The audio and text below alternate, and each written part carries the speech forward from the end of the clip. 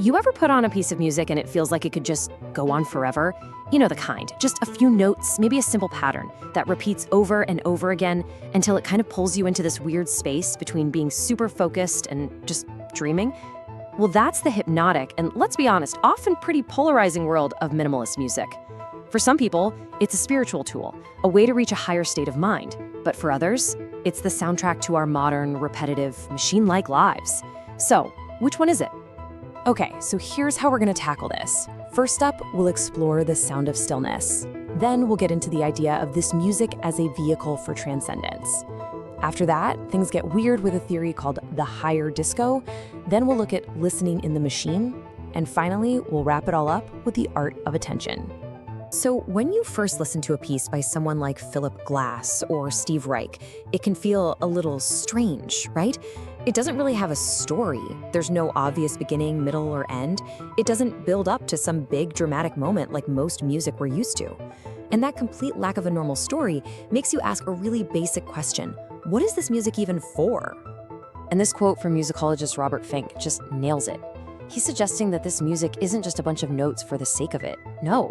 He thinks it's deeply connected to the way we live our lives now, what he calls contemporary cultures of repetition. So the big question is this music a way to escape our crazy repetitive world, or is it actually just holding up a giant mirror to it?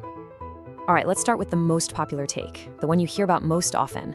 It's the idea that this music is basically a form of meditation for the modern world. The thinking is that by stripping everything down, by getting rid of all the complexity and just focusing on these tiny, gradual changes, it lets your mind slip into a totally different gear, a state of real awareness and maybe even inner peace. And there's actually a name for this, deep listening. The composer Pauline Oliveros came up with it. And it's not about just passively hearing something in the background. It's an active, totally conscious way of engaging with every single sound around you. The idea is, when you focus like that on the little shifts in a repetitive piece, you're not just listening to music, you're actually training your brain. You're turning the simple act of hearing into a kind of spiritual practice. So how did these composers actually create these trance-like sounds? Well, a super cool example is Steve Reich's phasing technique. Imagine this. He'd record a simple little melody on 2 tape recorders and play them back at the exact same time. But, and here's the trick, he'd make one machine run just a tiny, tiny bit faster than the other. And as they slowly drifted out of sync, all these incredible, complex, new rhythms would just appear out of nowhere, all from one simple, gradual process. It's kind of mind-blowing. And you gotta realize, the minimalists weren't just making this up in a vacuum. They were looking all around the world, taking inspiration from these ancient traditions that have used repetition for centuries to create states of trance and deep focus. I mean, think about the shimmering layers of Balinese gamelan, or the deep hypnotic drones in Indian classical music, or those incredible interlocking rhythms you hear in African drumming.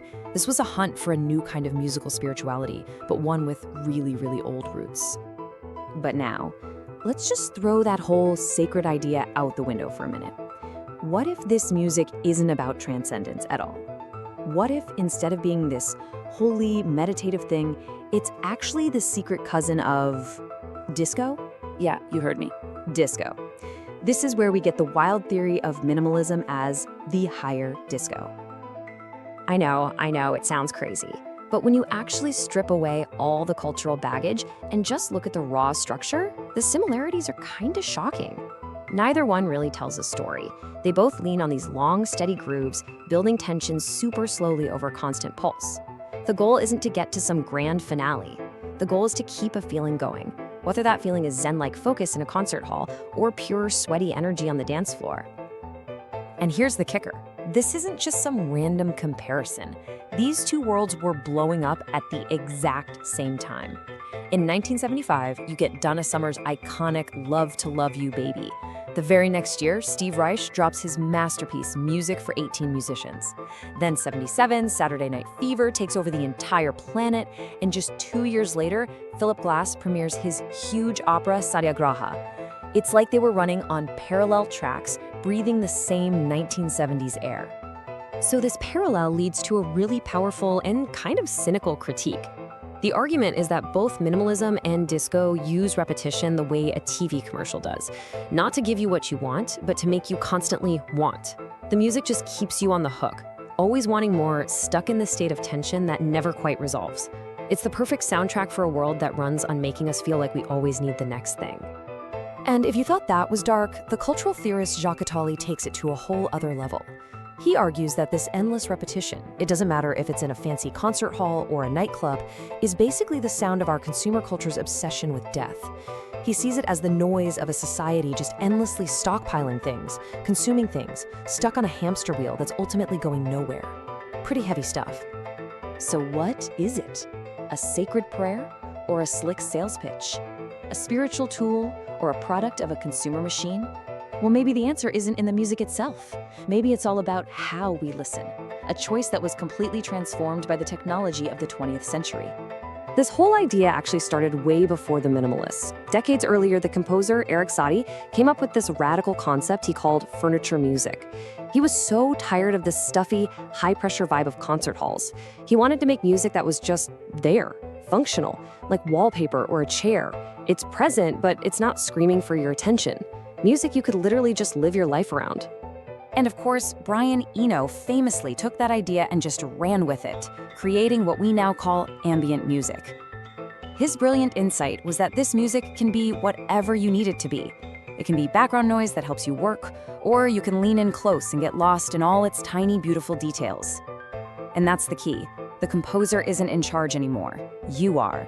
The listener decides what the music is for. And let's be real, none of these artistic ideas would have even been possible without the tech that was popping up. Suddenly, you had tape loops that could create patterns that literally never ended. You had record changers that could stack LPs for hours of non-stop music. Synthesizers could hold a note forever without taking a breath. For the first time, technology made endless a real thing, and it totally changed not just the music we could make, but how we could use it in our lives. So this brings us to the final and maybe the most important takeaway. What if this whole debate, transcendence versus consumerism, is just missing the point?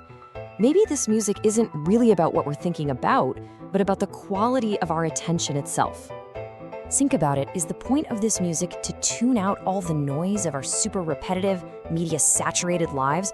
Or is it maybe a tool to help us plug into that same world, but in a totally new way? By training our ears to hear the tiny, subtle patterns in sound, maybe we get better at seeing the subtle, beautiful patterns in the world all around us. Because in the end, the music itself is kind of neutral. It's a mirror. If you go to it looking for a meditative, spiritual experience, you're probably gonna find it.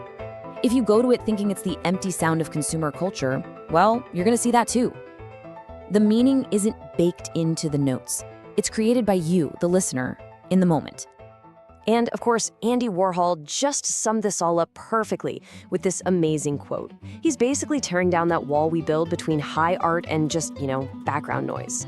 He's saying that finding beauty or meaning in the everyday, repetitive sounds of our lives, even elevator music, is a totally legit way to engage with the world. It's on us to decide what's worth paying attention to. So maybe that's the thought to leave you with. Maybe the real goal of this music isn't to give us an escape from the modern world. Maybe it's more like a tuning fork for our senses, a tool that teaches us how to listen so closely, so deeply, that we can finally start to hear the hidden music, the intricate, beautiful dance that's happening inside the rhythms and repetitions of our everyday lives.